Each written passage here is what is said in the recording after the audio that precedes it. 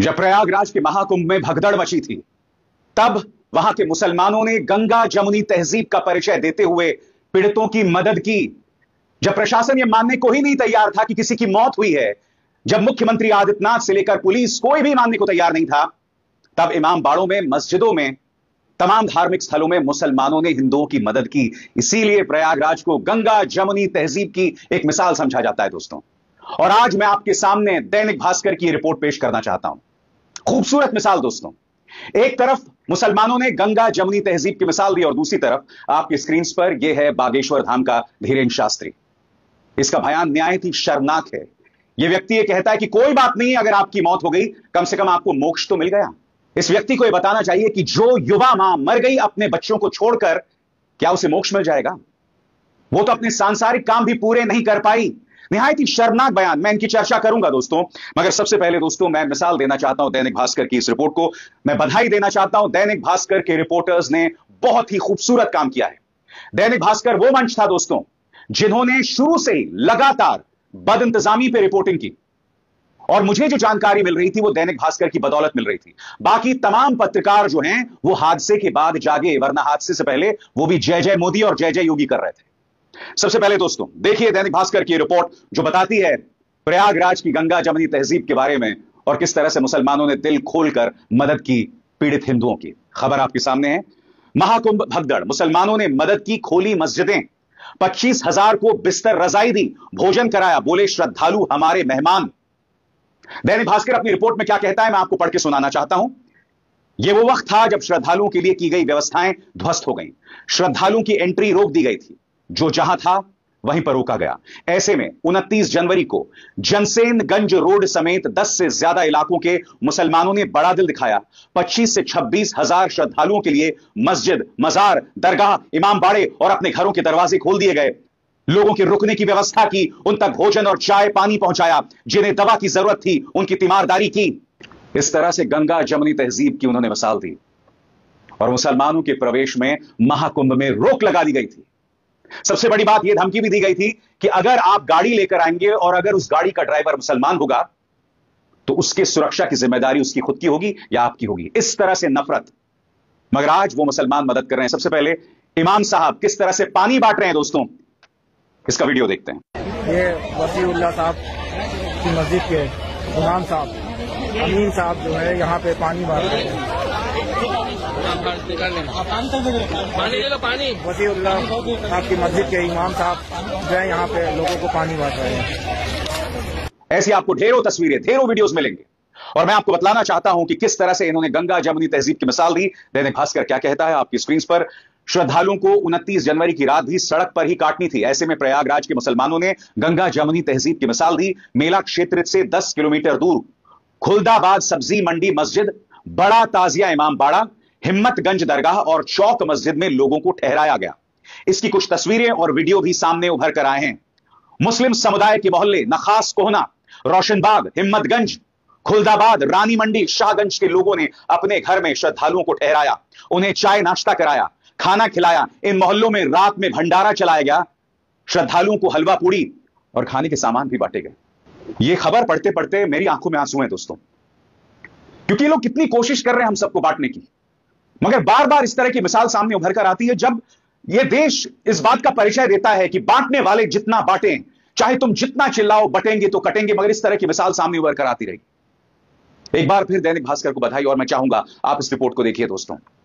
देखिए किस तरह से प्रयागराज के मुसलमानों ने हमारे हिंदुओं के लिए किस तरह से उनकी मदद की। देखिए महाकुंभ में मची भगदड़, संगम क्षेत्र में हर तरफ बिखरा सामान, पुलिस और रेस्क्यू टीमें घायलों को अस्पताल पहुंचाने में जुट गई। ये वो वक्त था जब प्रयागराज में श्रद्धालुओं के लिए की गई व्यवस्थाएं ध्वस्त हो गई। ऐसे समय में राम की मदद को रहीम सामने आए।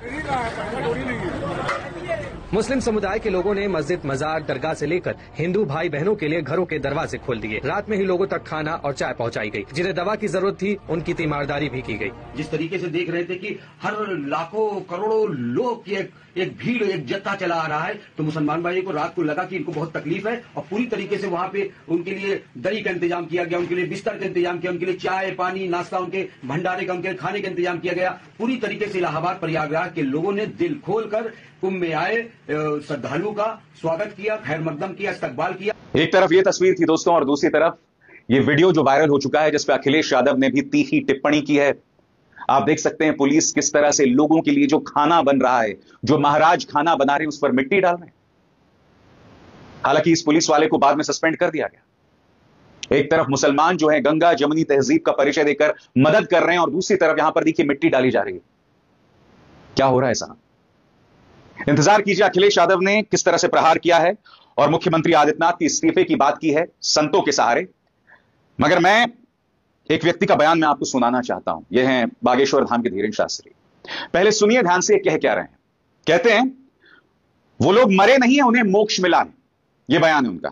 विस्तार से ध्यान से सुनिए ये सज्जन क्या कह रहे हैं। हमने कहा देश में प्रतिदिन लोग मर रहे हैं और करोड़ों लोग मर रहे हैं। कुछ दवा के बिना मर रहे हैं और कुछ स्वास्थ्य की व्यवस्था के बिना मर रहे हैं। कुछ हार्ट अटैक से मर रहे हैं। निश्चित रूप से यह जो घटना हुई है वो निंदनीय हुई है और बहुत विचित्र हुई है। एक बात बोले, यह महाप्रयाग है और मृत्यु सबकी आनी है। एक दिन मरना सबको है, पर कोई गंगा के किनारे मरेगा तो वो मरेगा नहीं, मोक्ष पाएगा।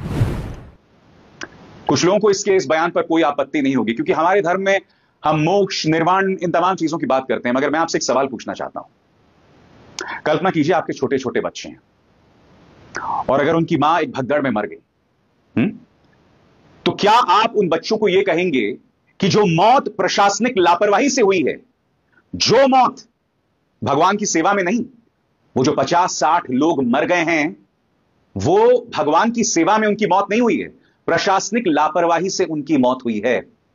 और कोई आपको यह कहे कि साहब इनको तो मोक्ष मिल गया। मोक्ष कैसे मिलता है मुझे बताइए ना। मोक्ष आपको तब मिलता है जब आप निष्काम भाव से अपने तमाम कर्मों को करें, अपने तमाम कामों को करें। और इसमें आपके गृहस्थ काम भी हो सकते हैं, रोजमर्रा के काम भी हो सकते हैं, निष्काम भाव से। ये जो सो कॉल्ड साधु संत है धीरेन शास्त्री जैसा, जिसे मैं अव्वल दर्जे का ढोंगी मानता हूं, इनका ये जो बयान है ना दोस्तों, निहायत ही संवेदनहीन बयान है। निहायत ही संवेदनहीन बयान है। मैं फिर कहना चाहता हूं, जो युवा औरत मर गई है, जो छोटी सी बच्ची मर गई इस भगदौड़ में, उसे कहां का मोक्ष मिल रहा है भाई? ये लोग सब अपनी अधूरी मनोकामनाएं के साथ जो है मर गए, और वो भी प्रशासनिक लापरवाही की वजह से। यानी कि प्रशासन के नाम पे ये लोग शहीद हो गए। इन्हें कहां से मोक्ष मिलने वाला है? क्या धीरेन शास्त्री इन सवालों का जवाब देंगे? इतना वाहियात बयान। इससे पहले इस व्यक्ति ने यह भी कहा था कि जो लोग कुंभ नहीं आएंगे, महाकुंभ नहीं आएंगे, वो देशद्रोही कहलाएंगे। अरे हमारे सैनिक सियाचिन बॉर्डर पर हैं, ठिठुरती ठंड में उन्हें देश की रक्षा करनी है। वो लोग नहीं आ पा रहे हैं तो क्या वो भी देशद्रोही हैं? यानी कुछ भी वाहियात, कुछ भी अनर्गल, कुछ भी अंड बंड संड बोलते रहो। गजब का आदमी है यार। बहरहाल दोस्तों, अखिलेश यादव ने कहा है कि स्वामी अविमुक्तेश्वरानंद जो हैं, वो मुख्यमंत्री आदित्यनाथ के इस्तीफे की मांग कर चुके हैं। उन्होंने संसद के अंदर मुख्यमंत्री आदित्यनाथ पर करारा प्रहार किया है। सुनिए क्या कह रहे हैं अखिलेश। सरकार अपनी नाकामी छिपा रही है, और सबसे बड़ी बात है जो अभी भी लोग फंसे हैं सड़कों पर, उनका इंतजाम करें, डीजल पेट्रोल का इंतजाम करें, उन्हें सुरक्षित पहुंचाने का इंतजाम करें। जब आपने प्रचार इतना किया तो इंतजाम क्या किया? अब तो साधु संत भी कहने लगे आप झूठे हैं। कुछ लोग खुल करके कह रहे हैं, कुछ लोग कह नहीं पा रहे हैं। सोचिए, मुख्यमंत्री को अगर साधु संत कहने लगे झूठे, और इससे ज्यादा नैतिक हार क्या हो सकती है? जिस तरह की जांच ये सरकार की जांच है, इस पे हम और विचार करेंगे। पहले सबसे पहली बात यह है कि सरकार सूची जारी करे, जो शव मिले हैं उनकी पूरी चिन्हित करे, कहां जा सकते हैं, पूरे सम्मान के साथ पहुंचाया जाए। इसके अलावा पूर्व मुख्यमंत्री अखिलेश यादव ने इस बयान में उत्तर प्रदेश सरकार को कुछ सुझाव दिए हैं।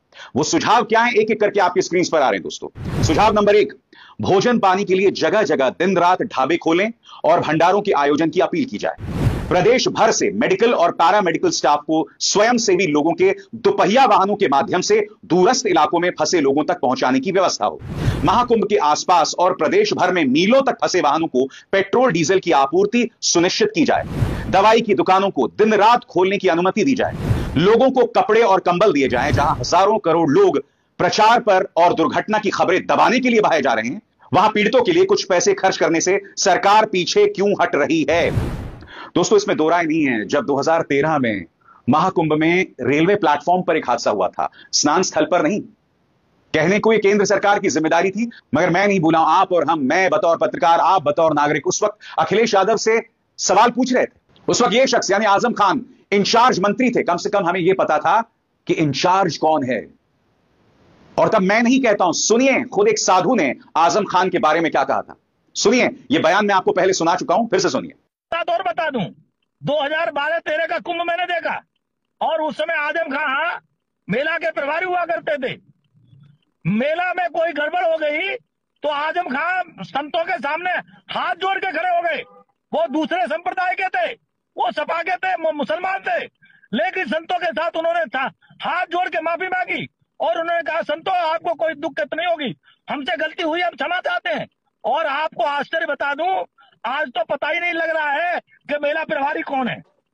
मेला प्रभारी तो मिलता ही नहीं। यानी कि जवाबदेही थी। आज अखिलेश यादव नेता विपक्ष होते हुए भी कुछ संवेदनशील सुझाव दे रहे हैं, मगर जो मुख्यमंत्री मौत के आंकड़ों को स्वीकार करने को तैयार नहीं थे 17 घंटों तक, क्या वो इन सुझावों को मानेंगे? यह सवाल है अपने आप में दोस्तों, और इन सवालों से नहीं बचा जा सकता। 26 फरवरी तक आयोजन होगा महाकुंभ का। इस पूरे आयोजन में 40 करोड़ श्रद्धालु आएंगे, लेकिन तैयारी हमारी होगी 100 करोड़ श्रद्धालुओं की व्यवस्था के लिए। बहरहाल, जब से यह हादसा हुआ है 29 जनवरी से मेरा दिल उदास है दोस्तों, दिल बहुत उदास है। और जब मैं इस तरह की मिसालें देखता हूं ना, कि जब एक दूसरा नागरिक आपकी मदद करे, गंगा जमुनी तहजीब की ढेरों मिसालें जब सामने उभर कर आती है ना, तो हल्का सा मरहम दिल पर जरूर लगता है। यह कहने को एक छोटी सी मिसाल है, हालांकि 25,000 लोगों को मदद पहुंचाई गई है, जैसा कि दैनिक भास्कर दावा कर रहा है। मगर मैं कहता हूं दोस्तों, अगर 10-12 लोगों को भी मदद पहुंच जाए तो क्या है, दिल से दुआएं तो निकलेंगी ना ऐसे लोगों के लिए। पुण्य ही तो आप कमा